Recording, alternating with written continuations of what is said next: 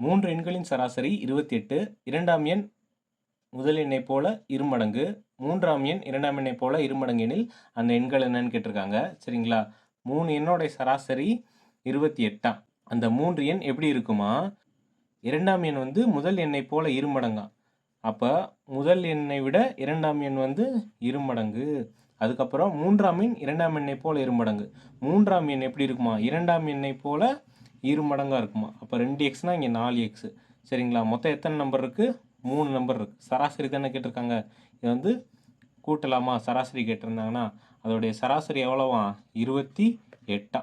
சரிங்களா? இப்போ இந்த வகுத்தல் 3 இங்கிட்டு போகும்போது பெருக்கல் 3 ஆயிருமா? அப்போ 2 4 7. 7x = 84.